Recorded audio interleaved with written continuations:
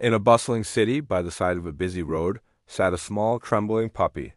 His clothes were little more than rags, with holes so big they barely covered him. He sat near a lively tea stall, the fragrant steam of boiling tea and spices filling the air. His stomach rumbled, a painful, empty sound that was lost in the city's noise.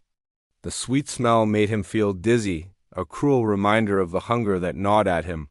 He watched as people came and went, laughing and talking, sipping hot tea from small glasses, and dipping crispy biscuits into it. They seemed so content, so full, so far away from his world of want.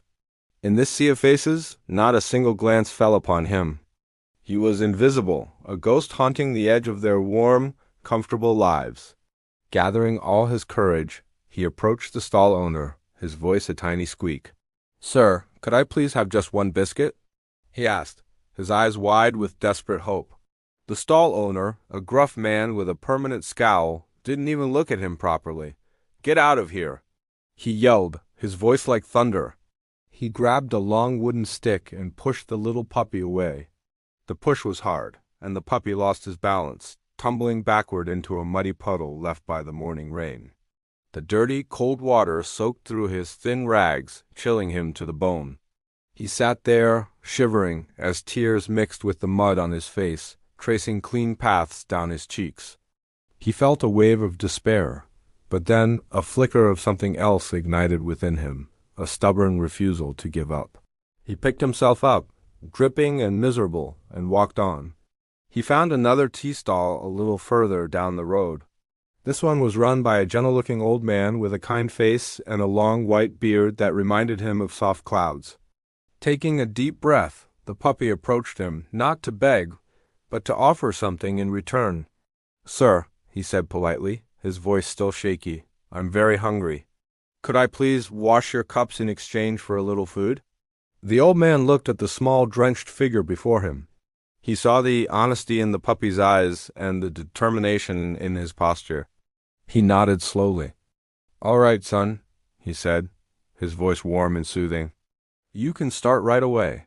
A wave of relief washed over the puppy, so powerful it almost made his knees buckle. And so his new life began. He threw himself into the work with a vigor born of desperation and gratitude. His small paws scrubbed glasses until they sparkled. He swept the floor around the stall, clearing away dust and leaves. He fetched buckets of fresh water from the nearby hand pump, his small muscles straining but never failing. He was quick, he was thorough, and he never complained. He worked from dawn till dusk, his only thought to prove his worth. The old man watched him quietly for a few days. He saw the puppy's tireless effort, his unwavering honesty, and the quiet dignity with which he carried himself. He saw a spirit that refused to be broken.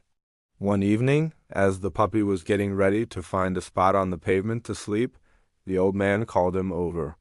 "You've worked hard," he said, pointing to a small sheltered corner of the stall. "You can sleep here tonight. It's not much, but it's dry." The puppy's heart swelled with gratitude. He carefully arranged some old clean sacks the old man gave him, creating a makeshift bed.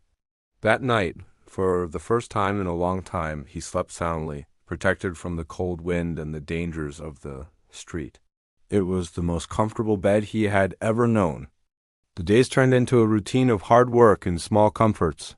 One crisp morning, as the city was just beginning to wake up, the old man handed him a steaming cup of tea. It was sweet and milky, and it warmed him from the inside out.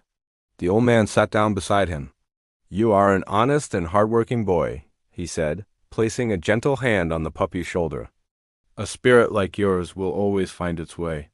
You will do well in this life, my child." Hearing those words, the puppy felt something he had never truly felt before: pride. A genuine smile, bright and hopeful, spread across his face. It was a smile that reached his eyes, making them shine.